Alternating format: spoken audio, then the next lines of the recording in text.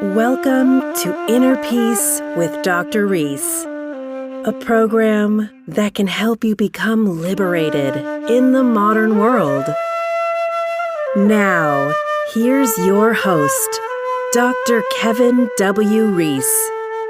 This is going to be a fun talk. I have Dr. Joe Breton with me, who I met many, many years ago at a festival as he was doing drumming circles with children. And today he has his drum and his flute, and we have so much to talk about. Joe, my first topic is, how important is music to connecting people to nature and spirituality? Well, Dr. Kevin, the music is, can we say, the universal language? Sure. It touches our hearts no matter where we're from. We hear a certain type of music with a certain chord progression. Yeah. And we can either cry or we can get energized. Yeah. And it tells a story.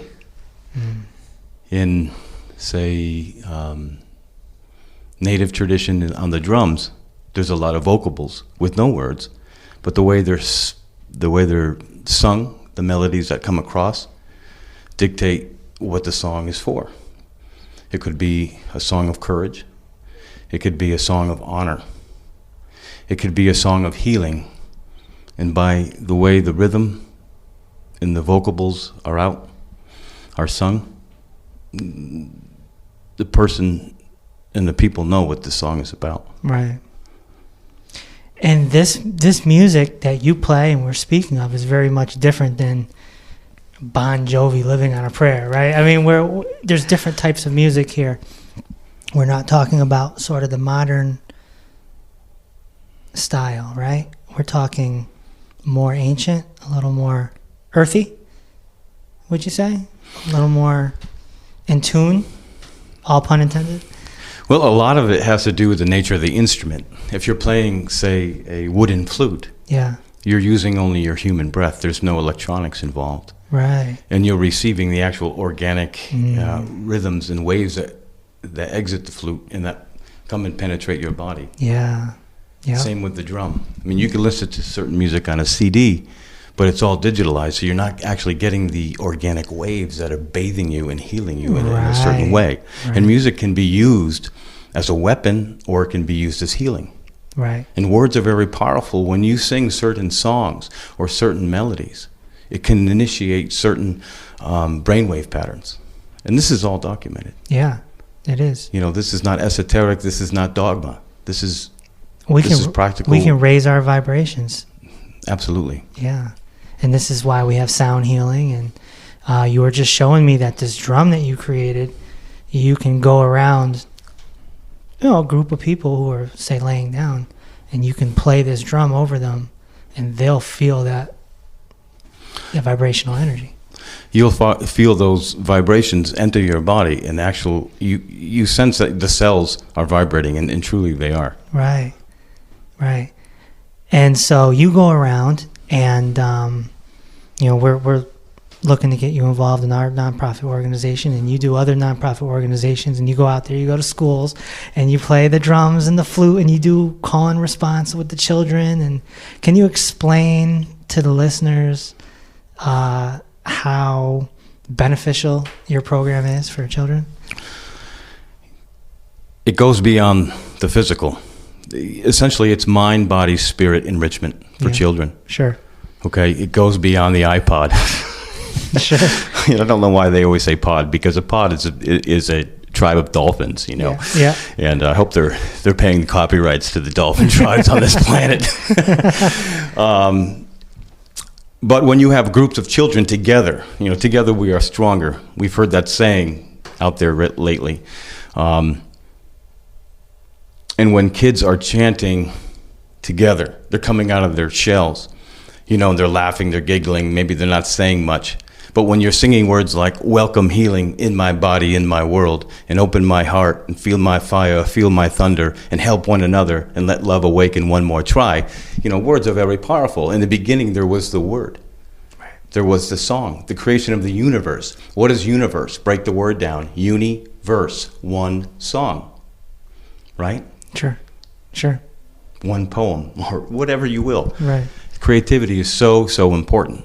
And when kids are faced with coming out of their shells and singing together, and then all of a sudden, okay, let's put the song, the voice, the rhythm, and the dance together.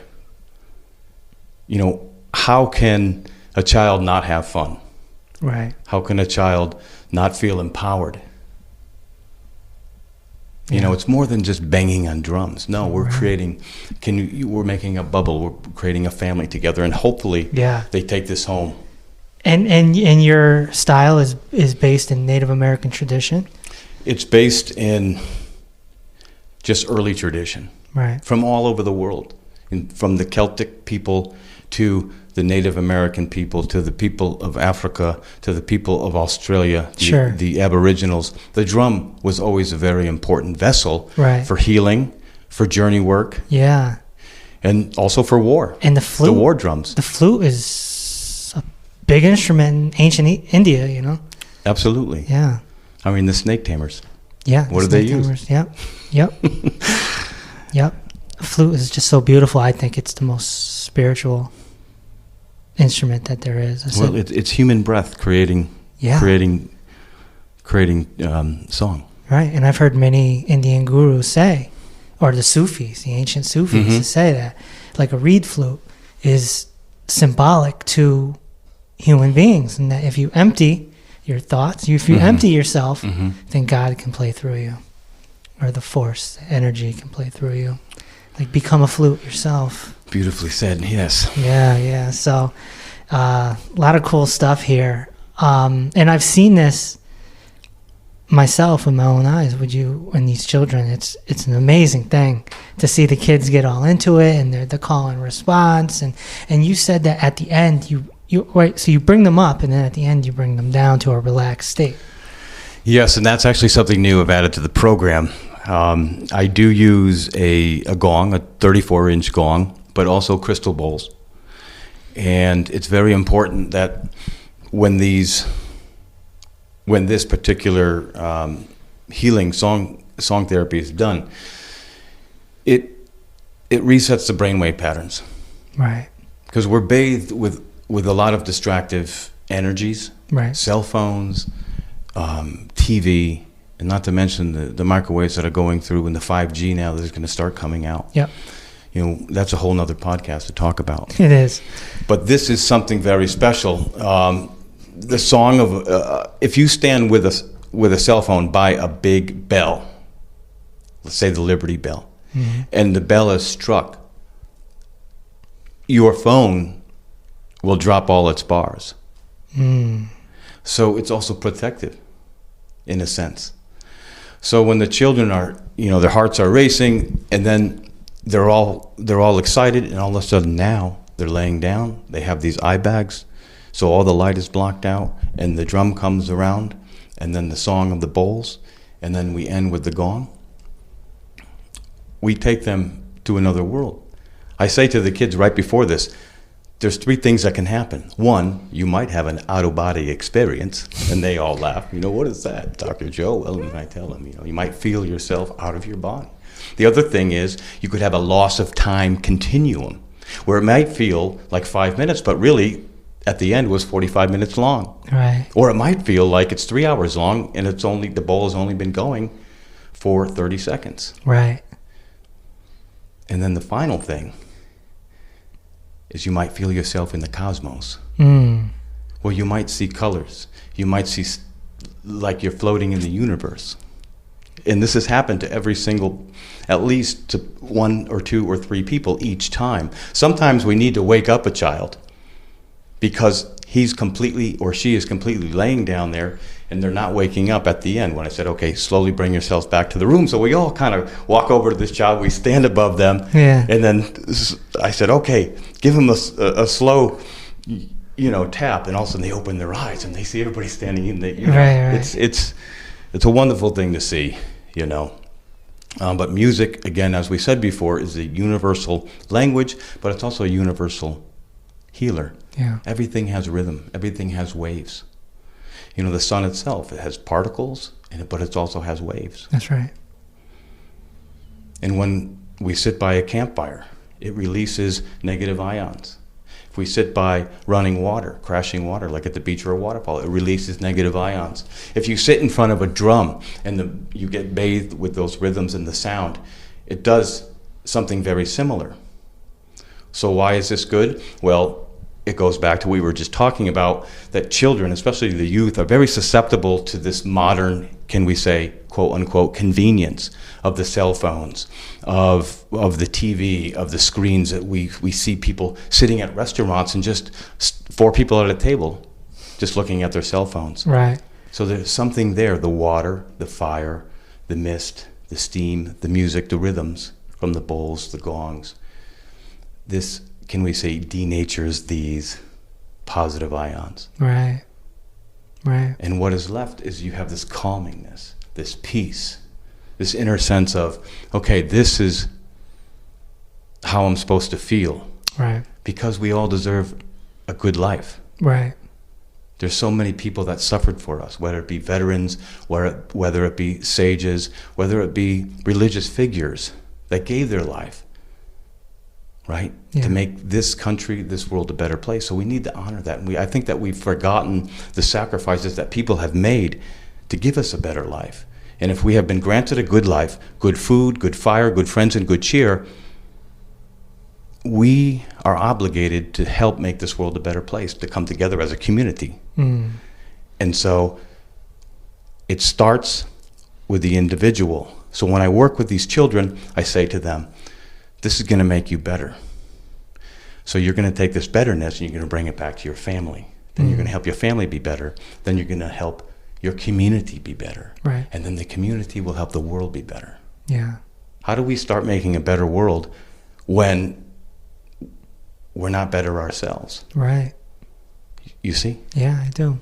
And so how do you end up doing this? I mean, you're a naturopath by trade, right? Mm-hmm. Like you're supposed to be in an office taking patients. How do you end up in the woods playing drums? Around a campfire next to a sauna? Yeah. Yeah, man. Without running water? Yeah. Sweat lodges and whatever else. You're very connected to nature, I can tell. You said you're living very humbly, right? This is true. You're not living in a 5-room house with 4 bathrooms and a finished basement. No, they're making TV shows about it. It's called tiny homes. I live in a 16 by 12 foot house. It has a nice deck, has a wood-fired sauna outside, has a little outhouse in the back. And the eagles fly through my living room as we sit outside on the deck on the edge of 400 acres. You're a minimalist. But yet a creativist, if I can say. Right. Like yourself, education is a good thing because it introduces us to certain people. Right. We might have teachers that inspire us the rest of our life. Right. They might teach us statistics, but in a sense, they're teaching us about life, and they don't even know it because of who they are, what they've been through, and their personality, and how they speak to us after class as we talk to them. But then you get into practice, say, and you sit behind your desk, you have your degree on your wall, and then all of a sudden you start thinking, okay, I feel like what I learned in school and what I'm learning here in my practice, but there's something else I'm feeling my heart is taking me towards. Right. Right? I was seeing at the beginning of practice a lot of adults. But what I was seeing in the world was that our children need help. Right. They need mentors. That's why there's the big brothers and big sisters groups, which are so important. That's why there's the after-school programs with the YMCA. There's your nonprofit is dedicated to helping the youth. Right. What led you to that? Well, that's your own personal revelations. Right. But I think we are constantly trying to better ourselves and following the inspiration because a seed is planted. Yeah.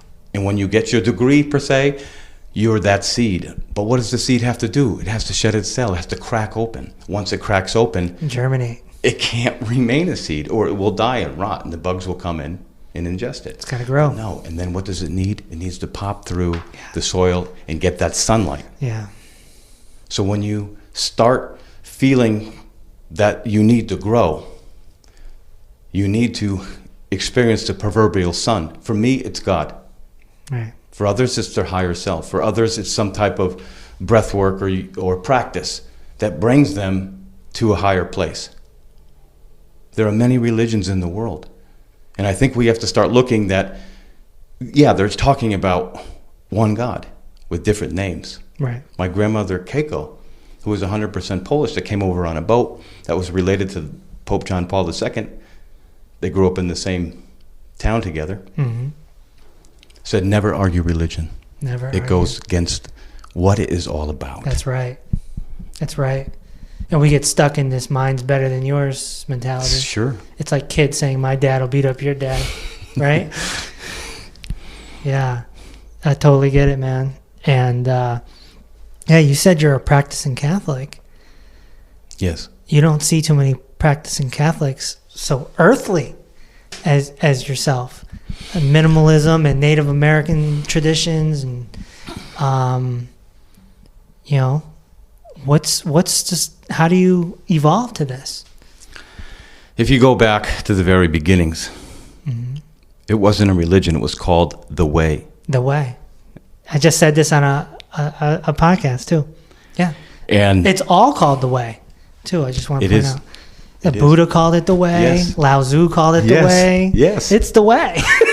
Jesus called it the Way. Yes. So some people say that power corrupts, Right. and it does. If you read the book of Acts, it takes place right after the resurrection, and it's the next 40 years of the early church. And all it is about strife, and St. Paul and a few of the other apostles trying to hold everything together. Because what happens? Within just 40 years, there was egos that arose, there was people stealing, there was people embraced in immortality, and they were using the church for their own gain. And that was just 40 years. Imagine over 2,000 years later. Right. So what we have to go back is, whether it be Catholicism or Judaism or Islam, we have to go and look at the source. And what is the source? Look, those of you listening, look outside right now and look at a tree. God created that tree. Only one higher being created that tree. Right. But we put different names on it. Catholicism, for me, I fell away from Catholicism for a long time. And then I embraced a lot of different ceremonial ways. But as you go on, I said, well, can I participate in sweat lodges and not feel guilty about it, right? Can I sing in a Sundance on the drum and not feel like this is something pagan? Well, if we look at the origins of all those ceremonies and dances and whatever it may be to honor creation, everything is completely interrelated. Right. The Sundance originated as a dance to heal the people, a ceremony to heal the people. It's something that we see in our world today, that something or some force is trying to extract the humanity or spirituality out of people. Yeah. When the Europeans came to America, what's the first thing they did? They took away the medicine men, they took away their ceremonies, and they took away their children. Yeah. Yeah. When you take away a spirituality and the youth, that's how you conquer. Yeah. And what we're seeing today in the world is a fever. Yeah, there's a lot of crazy things happening on the news, within politics. But just as the body needs to heal, it needs a fever to burn up the morbid matter.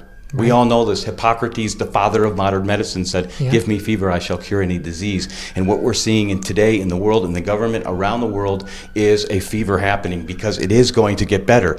That's why you do your thing with the youth program. That's why I do my thing with the youth programs, because we know that the future belongs to the youth. Yeah. And if we ignore that, I mean, my generation, I mean, look, a lot of them have have done amazing things, right? But now it's time, I believe, if we're going to have any advancements in medicine and science, we need to focus it to the youth world. How can this benefit the youth? Because they are going to lead us. Right. But that's my opinion. Again, I hope I don't say anything to offend anybody, because my purpose is to unite, Right. to have a non-judgmental outlook, and that's very hard sometimes. Sure. Well, only an ego can be insulted. Yeah. But how much minimalism do you have in your life? Because this is something I talk about quite a bit too, because I'm fascinated with tiny homes, and even more so van life. I love the idea of getting like a ProMaster van and converting it, Sure.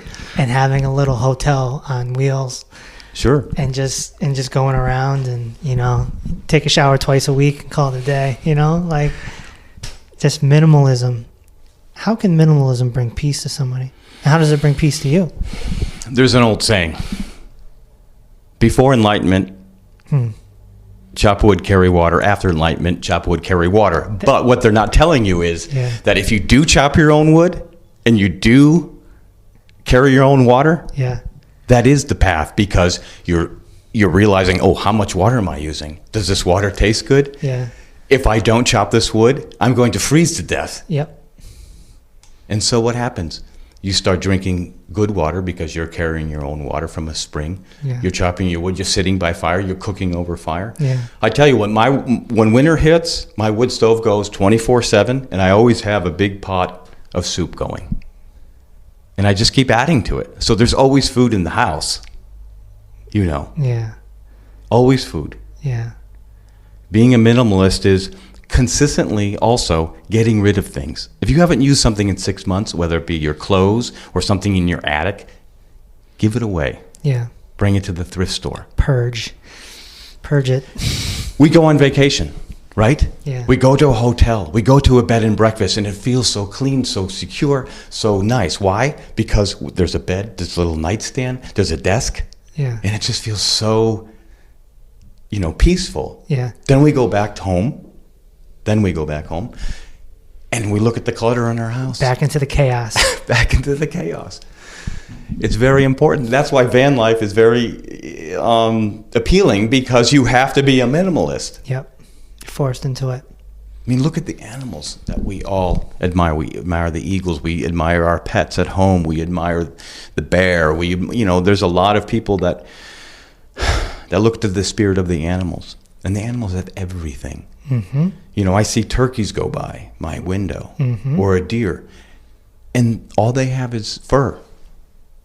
Yep. And they survive. Yep. And it's snowing and sleeting, and you're like, they're surviving. They're one with nature. They are. And that's the important thing we need. When we go back to the old history of music, it was played for 3 reasons. And these 3 reasons, the 3 aspects, were never disconnected. They were always united like a circle. That's 1, we played music for our community. 2, we played music for creation, right?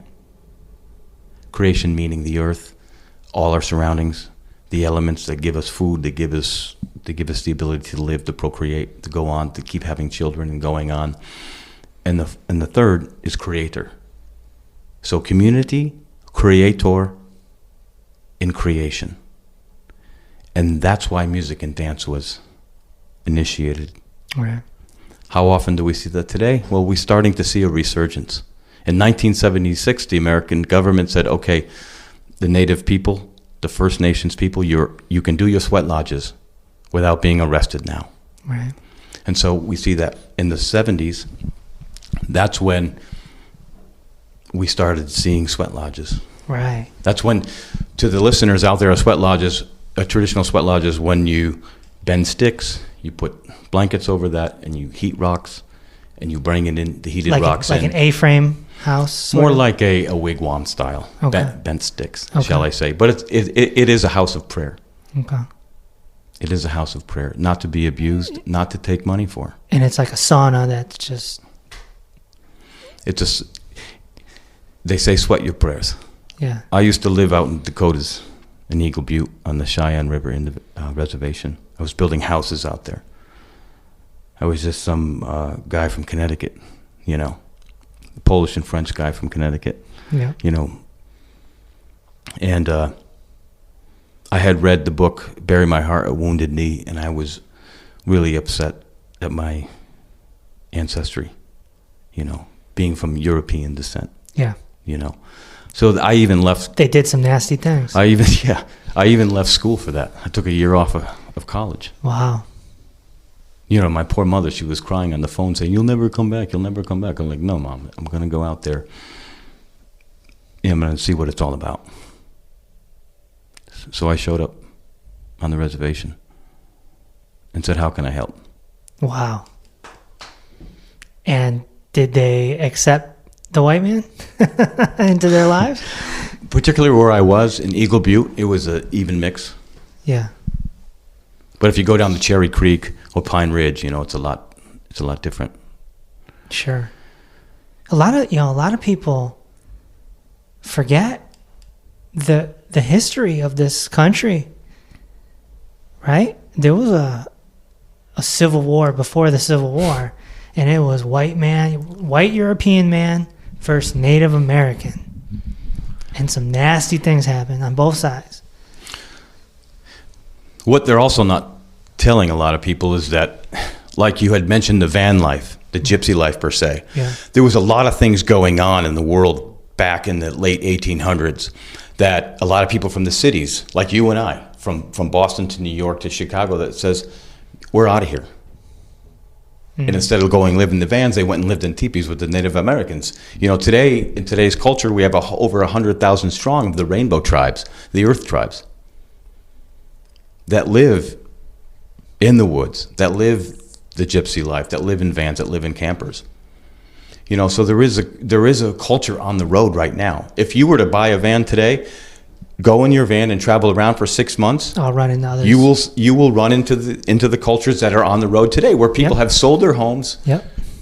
they had their kids, Yep. and they went on the road, and they stay at campgrounds, and they stay all over, and they said, we don't have to pay taxes now. Yeah. Yeah. Pretty much. They're out there. Hashtag van life. They're all on Instagram, YouTube. Yeah. They're all documenting their stories. And it's fascinating to see people living off of $600-700 a month type thing. Mm-hmm. You know? How important is money in your existence? We need money to live, to buy groceries. Unless you have an expertise in bow hunting, Right. right? Or know how to farming. trapping or farming. Farming. Look, it's when we start basing our lives around getting things. Okay, I need a new car. Well, in 2 years, I need another new car. I need a bigger house. Back in the 70s, people had one-story ranches that was very popular, and they had 4 or 5 kids living in there with one bathroom. It was a lot different. But somewhere along the lines, we've moved up. It's like the growth of the seed. You know? Yeah. Money can fund organizations like your organization. Yeah. Could do good. And it was originally invented for people who didn't have big trade skills, probably. I don't know. Because back in the day, we bartered things. Right. Okay, I'll help you build your house if you whatever. Make a whatever it may garden. be. Or make a garden. Yeah. And communities came together. Right. And we supported each other.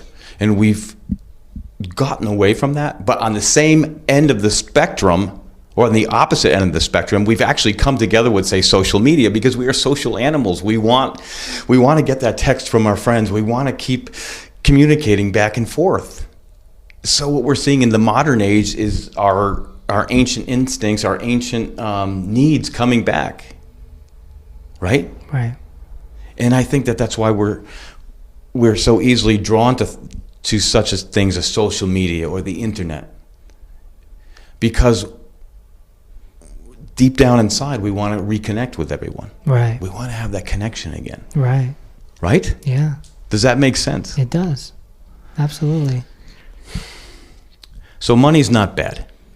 It's only bad if you use it for certain things. Right. Or your ego gets attached to it in some sort of way, where or pretends to fulfill somebody, right? Right. It's a tool. Right. It's a tool in our toolbox of life. Yeah. A few coins here, a few coins there. But it's not our only tool. No. We're not just using hammers all the time for every single problem. You know, if all you have is a hammer, everything looks like a nail to you. Right. I always tell people that, you know, if you want to be rich financially, if you want financial freedom, all you have to do is double your expenses.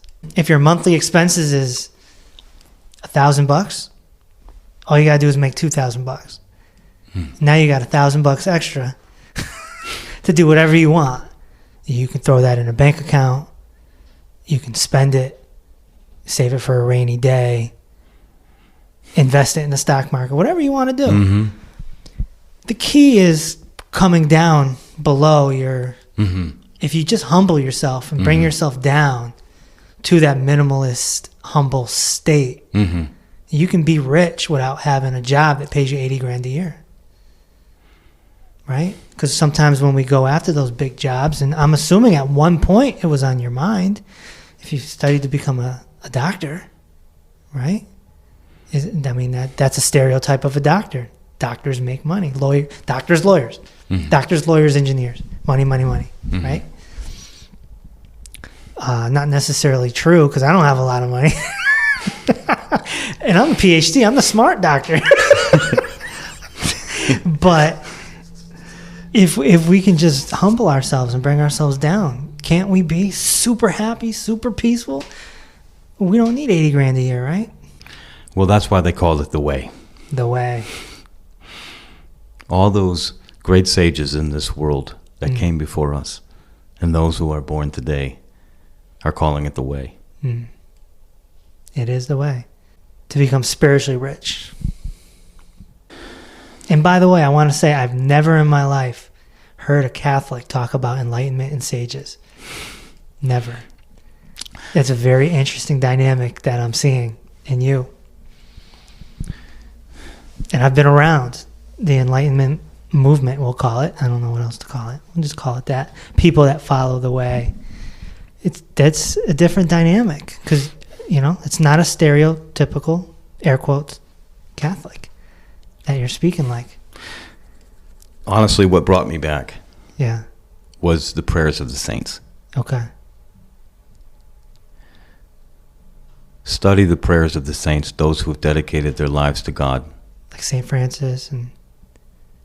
Okay. Yeah. And read what they wrote. The saints from the 1600s, 1700s, 1800s. Put aside all preconceived notions, what we see on TV, some of the atrocities that occur. Yeah. And look at the sources. Right. And you'll find those people who dedicated their lives to a certain way, if I may use the term again, Yeah. in all religions. And there will be parallels to the Indian saints and... Yes, there are 7 ceremonies in Native tradition.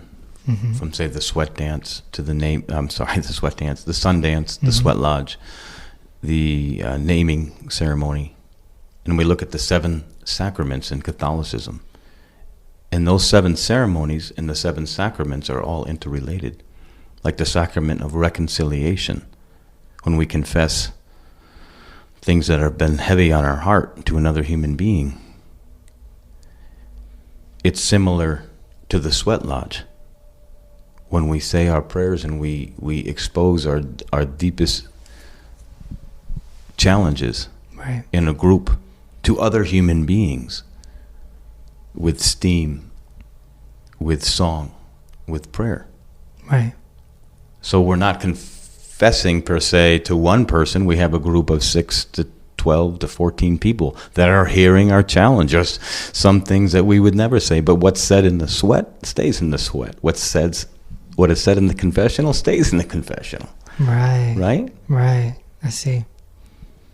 And the naming ceremony is like the baptism. Because in Catholicism, when we're baptized, we get a new name. My name was Peter.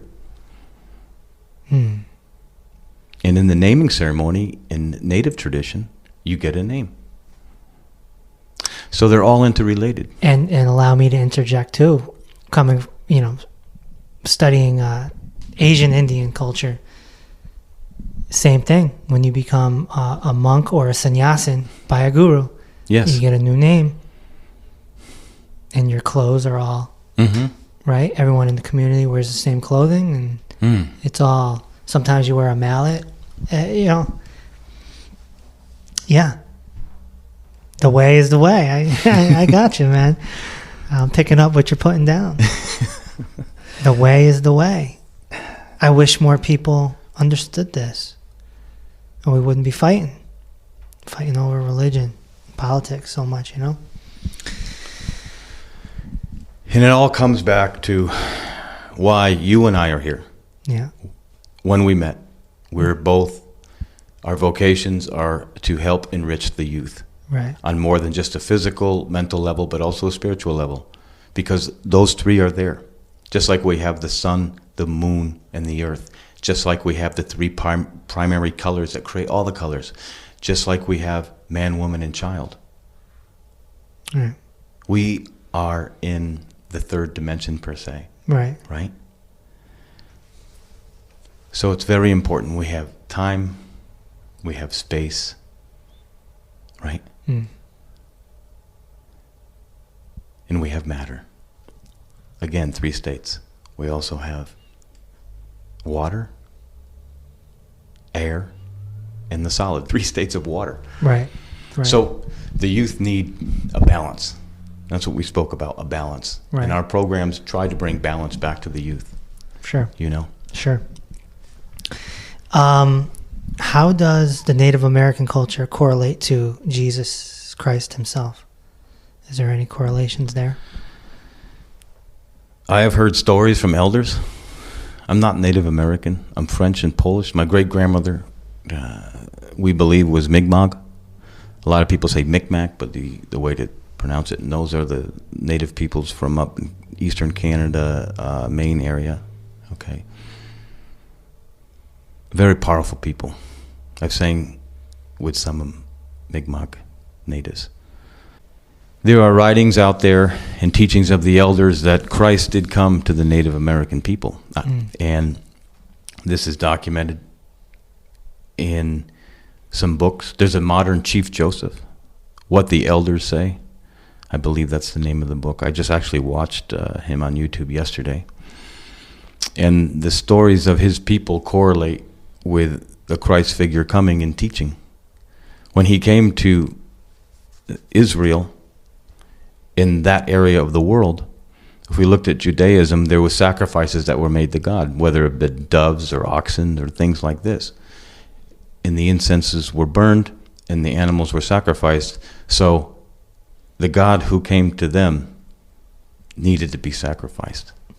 The Lamb of God. That's what John the Baptist says, is behold the Lamb of God when he arrived at the River Jordan. Right. But when he came to his other flock, as he said, he taught them through other ways. Instead of the saints, we have in native tradition the way the animals live.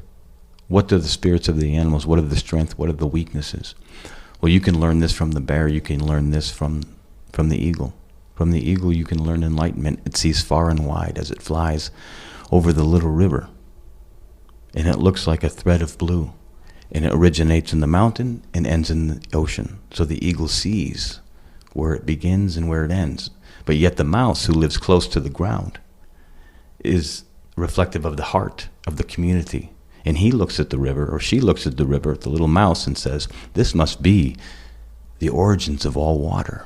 Because at their level, they see these ripples and these waves and these currents, and they can't see above them, they can't see where it originates, and they can't see where it ends.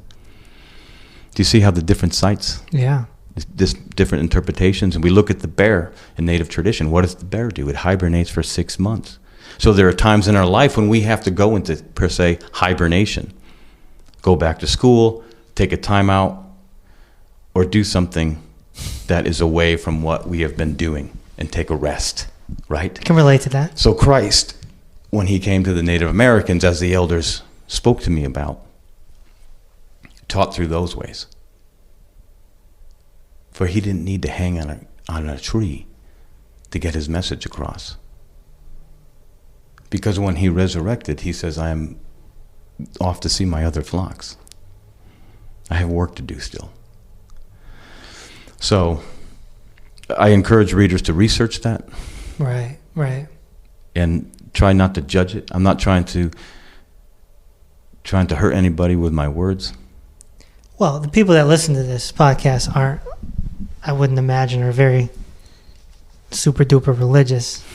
They're people that are just open to getting inner peace at the end of the day. Oh. And I think that the way is a central theme. You can find inner peace with Buddhism, with Native American traditions, or being a Protestant or whatever, you know. But the way is the way. Jesus is certainly one of the people that taught that, right? A very high spiritual master. It's also been written and reported that Jesus also was with the Essenes, which were like Jewish, I guess you can call them Jewish monks, kind of, right? And that's apparently in the Dead Sea Scrolls. It's all in the Dead Sea Scrolls. And there's a very powerful book out there that is very important on my journey. It's called The Essene Gospel of Peace, where Jesus is teaching Essene people how to cleanse their body. He's actually teaching them how to cleanse their bowels, and some naturopathic type stuff, you know. And there's also reports that he went to India, Asian India, and you know he may have came across, you know, Gautama the Buddha there, you know, or teachings of him, you know. He may have went to China. You know, like we don't. The bottom line is this Bible. In the story of Jesus, well, it's absent from, what was it, about 13 to 30? From when he was lost in the temple, and they found him after 3 days, till when he started his ministry at 30. Yeah. 30, 31. So there is a lot of years lost. Yes. And we don't know what happened to his father either. Right. Joseph. Yes. People don't know his real name either. It was Yeshua ben Joseph. Jesus is the Latin name. I wish people paid attention to his teachings more than the church, so to speak. Amen. If you want to know Jesus, I mean, I think to me, it's the Sermon on the Mount. I mean, you go right to the Sermon on the Mount. You read it, you download some audios, and listen to it over and over and over and over and over again, and try to decode what he's saying. Because the thing about Jesus, I've studied all the masters. Jesus spoke in a lot of parables. There's a lot of metaphors. There's a lot of analogies. You got to decode it a little bit, right? 2 eyes turning into one. Okay, that's not normal talk, right? You're not going to walk up to the gas station and be like, hey, man, turn your 2 eyes into one. They're not going to know, you know?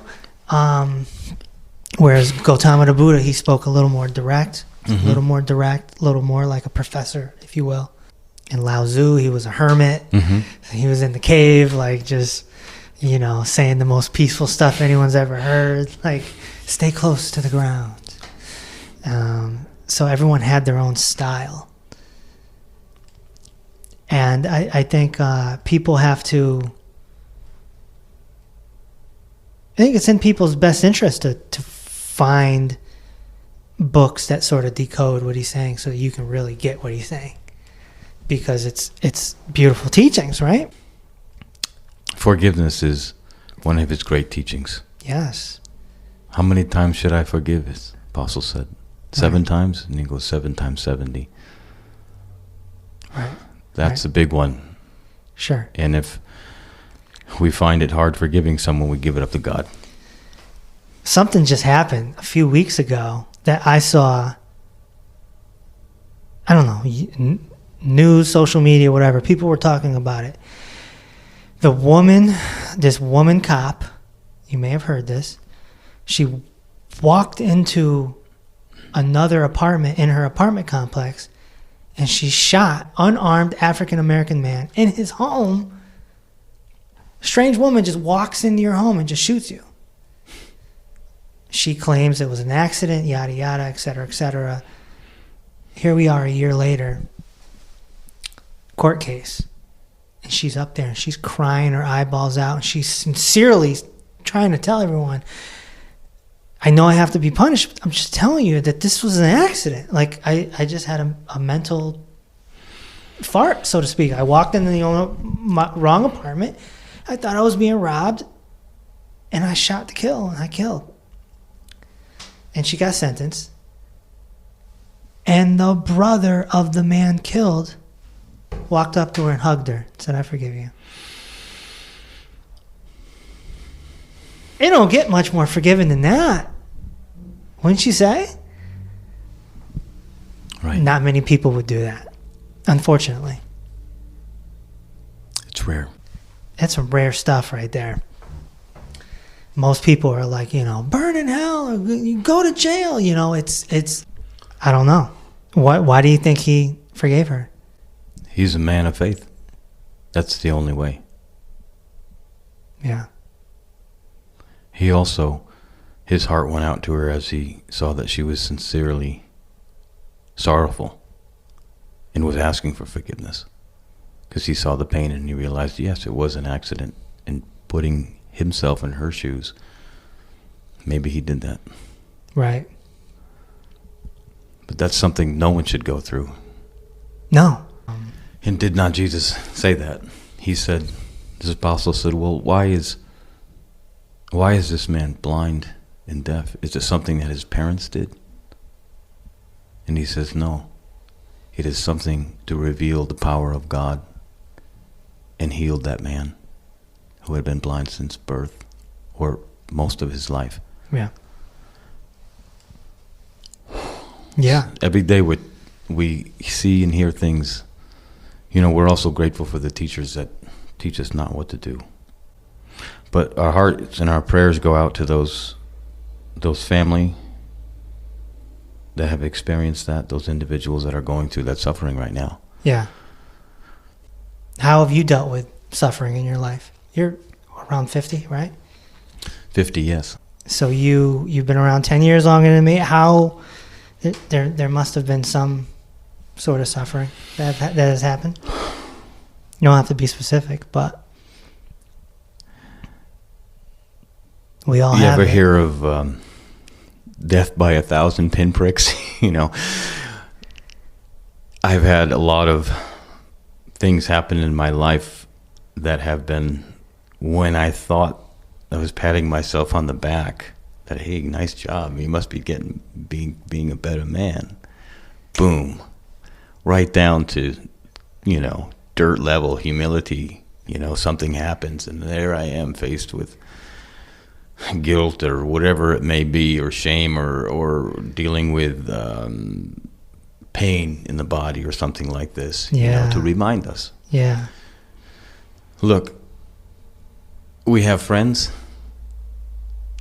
for life and we have boon friends. Our boon friends are those friends that we go out and have a good time with, but we never really go deep with them. Right. Companions. We haven't brawled, or we haven't said, I'm never talking to you again. I can't believe you stabbed me in the back. Right. And then we have our friends for life who've done all that, and we've done that to them. They're like family. And so an old priest said, sorrow is the growth of the soul.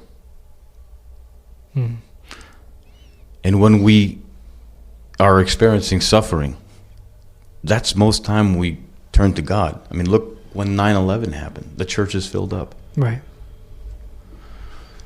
Unfortunately, we learn from the negative experiences, but because we are human beings, and it is actually a gift, we forget about the hard times sometimes. Right. We forget about that. How many times have you said, oh my God, if you help me through this, I'll never do this again. And then you find yourself doing it again. Right, 30 days later. Like the prayer never happened, yeah. But what helps me the most is when I hear the word. Going back to, yes, I am a practicing Catholic. I try to go to daily Mass. And when you hear the scripture, then you hear the sermon from the priest. Most of the time, it relates to what's happening in your life. And you constantly hear this, experience it, and you say, okay, I'm not alone. Oh, this is what the Master teaches. This is what God teaches me. God knows we're not perfect at all. You know, the idea of original sin. Well, stop looking at it as original sin. Just look at your own life. Nobody's perfect. Yeah. There's something that's preventing us from being enlightened beings, you know, and breathing off the sunshine and not having to eat food and being breatharians, you know. That's a whole other. We have to consume things. We have to kill a plant and eat it. Yeah. We have to kill an animal if you choose and eat it. Yeah. So out of death comes life. Yeah. And the other things that helps is been my men's groups, where you sit with men that go through hard times, you know. Okay. And you share your feelings, you know. Yeah, yeah. And you do retreats. Exercise. Exercise, yeah. Working hard. When you use your body and you do manual labor, you can't help but not feel a sense of relief. Right. You know, on a biological level, you're releasing endorphins that are helping your mind feel good, you know. Right. So hard work, purpose, seeking forgiveness, understanding the wrongs you have done and try not to do them again. But also having fun in this life. Gotcha. This life is to love one another. And love is an action word. A relationship is a hard thing sometimes. It's not a bowl of cherries. Everybody out there listening knows that. Right. There's always something that comes up. And Yep. it's whether or not we're Yep. willing to see the changes in our partner or feel like our partner is recognizing our transformation and empowering with us. Look, we might not agree with what the path that they're choosing. Like, oh, I want to go back to school and learn this, but how are we going to pay the bills, right? But it's the good partner will say, okay, honey, we're gonna work through this. I'm gonna support you. I don't maybe not think it's the best thing, but it's what you want to do. So let's go through it together. Right. You know, and not take things so personal all the time too. I can't believe you talked to me in that tone. Like, whatever. Maybe I had a hard day at work. Only an ego gets insulted. Right. Yes. That's that's one of my favorite mantras. It's true. You find an enlightened master and you say whatever you want to him, he's not going to get upset. There's a lot of gems on this recording that I hope people get. And before we do some instruments, where can people find you if they want to say hello? Or they can find me at my email or my website. Okay.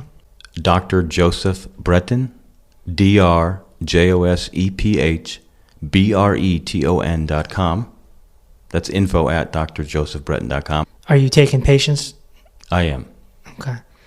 And then you're doing the kids programs? I'm doing the kids program. My phone number, if anybody wants to call me directly for any questions or concerns, is area code 413-388-3344. Text them. Tell them what you got out of this podcast episode. I need to hear that flute, man. The flute is the Ayatollah of musicola. This song is Dana He, Dana Ho. It is said, it is good.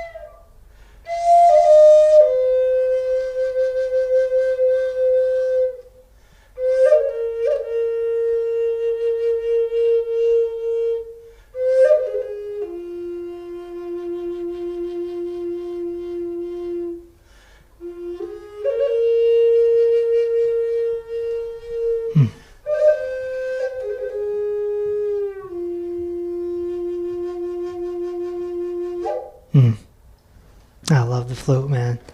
And how about that drum? Let's give him at least one gong.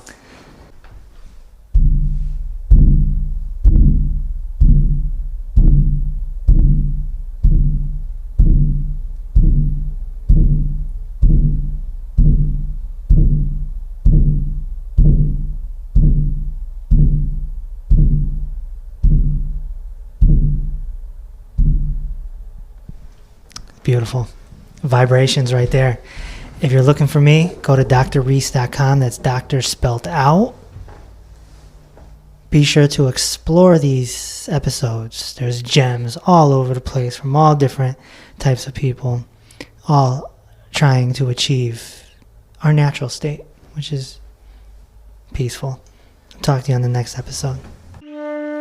Thanks for listening to Inner Peace with Dr. Reese. If this episode opened your heart, feel free to share on social media and tell your loved ones. Also, be sure to subscribe so you never miss an episode. Until next time, may peace be with you.